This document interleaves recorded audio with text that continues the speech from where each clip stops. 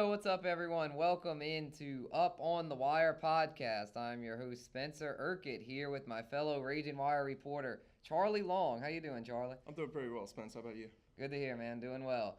We're here to discuss Charlie's story on Coach Gerry Glasco and the UL softball program. So, Charlie, just tell me a little bit about Coach Glasco. How was it interviewing him? Oh, Coach Glasgow was a great interview. He was a really nice guy. I got to sit down with him, ask him a couple questions about the team.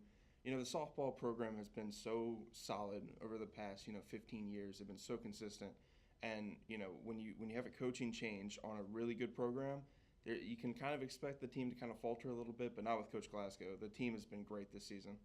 That's good to hear, man. Good to see that they've continued their success. I know they've been very successful the past 10, 20 years with the legendary Vet Gerard and then Low Teeth, however, that was ended in a scandal. Thankfully, Glasgow came in and really kept the ship going right. So I know you said he brought in some transfers. Who are some of the girls that came in and really helped get the team to the next level? Right. Well, when Coach Glasgow came in last season, he had to kind of shift his offensive philosophy a little bit.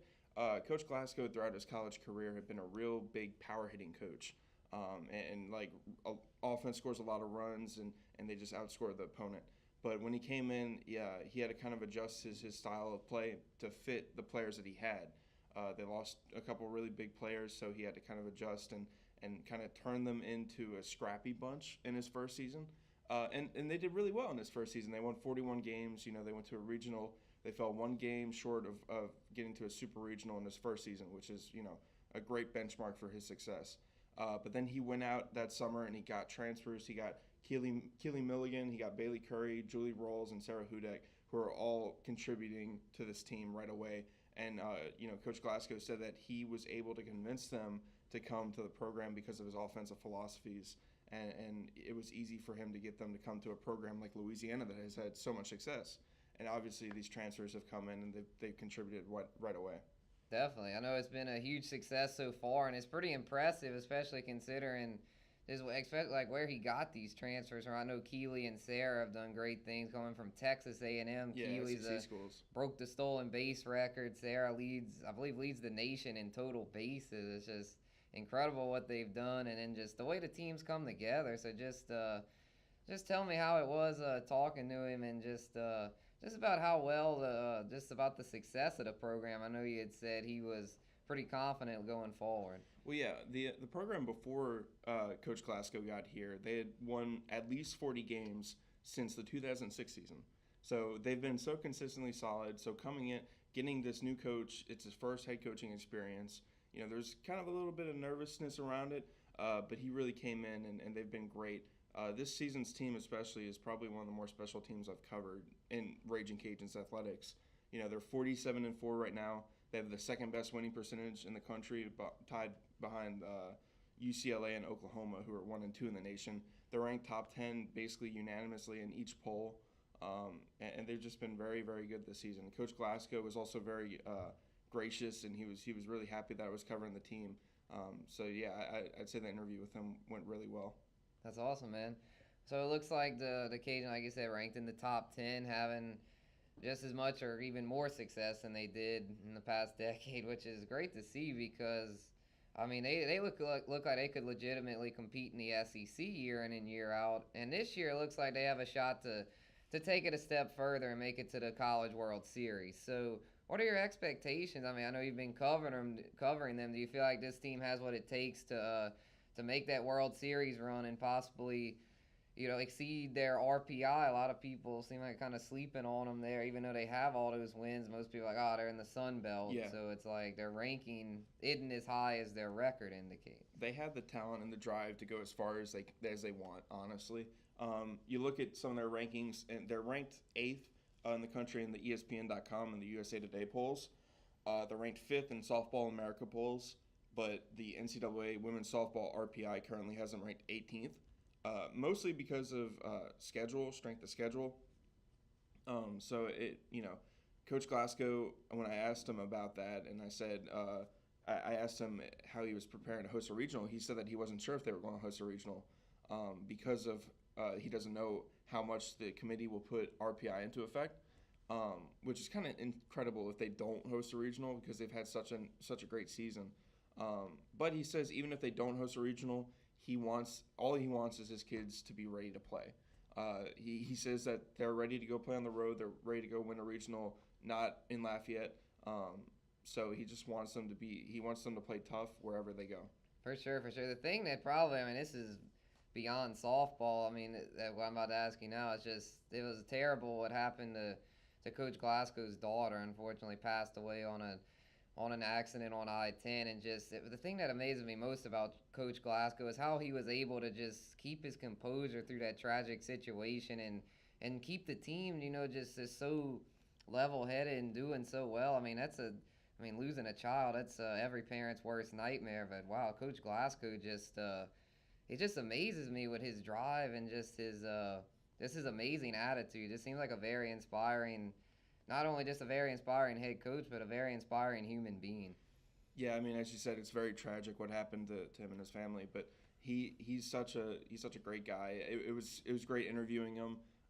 His focus is solely on getting this team as far as they can go, and that was very apparent because at the end when I asked him about their dominance in the Sun Belt, which they've broken a record for wins in the Sun Belt Conference this season with 25.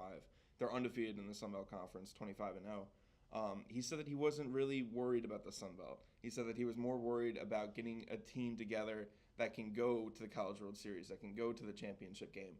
And I think he's got a squad full of talent that can make a really deep run.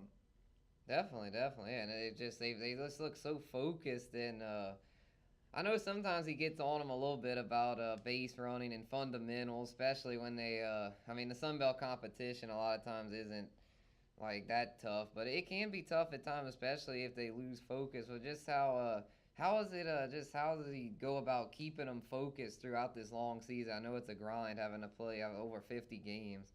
I think the team knows how good they are. It's like they know that they have the talent to just walk through the Sun Belt, but they're still playing hard. They could have dropped a couple of Sun Belt games. They had a really close game to Coastal Carolina this past weekend that they really kind of squeaked out, but they haven't really been tested much outside of that, but they've been blowing teams out. They have a sort of kind of dog mentality to them that no matter the opponent, they're wanting to go out and beat them down. And they've done that throughout the Sun Belt schedule, of course, since, they're 25-0. It's more about bigger things for this team. That's how I think they stay inspired and they stay focused, is they're ready to move on to bigger things. They're ready to get to the postseason. They're ready to go to regionals. They're ready to try and get to super regionals, maybe get even further because of how close they were last season. And they know that they're a better team this season.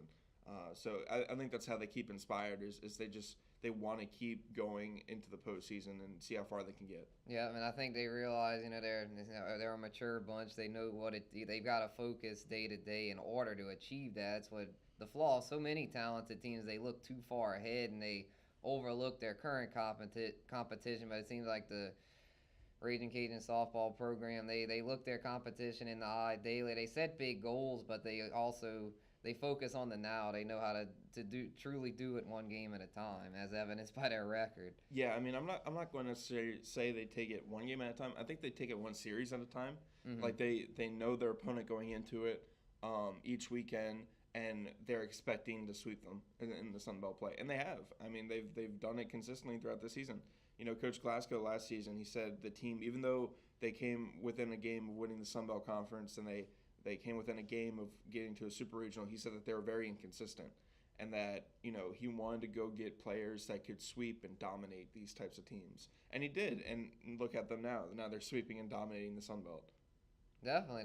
So one last thing for you. I know you've been covering them, and I'm sure you've noticed the dominance of Summer Ellison. However, doesn't seem like there's too much pitching depth behind her. So do you feel like that there some pitchers waiting in the wings, or do you feel like Summer's just going to carry them all the way to the World Series? I think with college softball, having one really great pitcher is a big deal.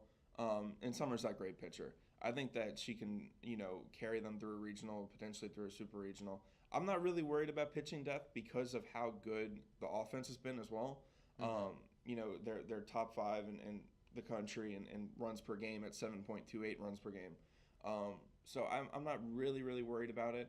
I think that, whichever pitcher really comes out behind Summer, I'm not really nervous about. I think that Coach Glasgow will have a plan for the regionals and super regionals and so on, depending on how far they get.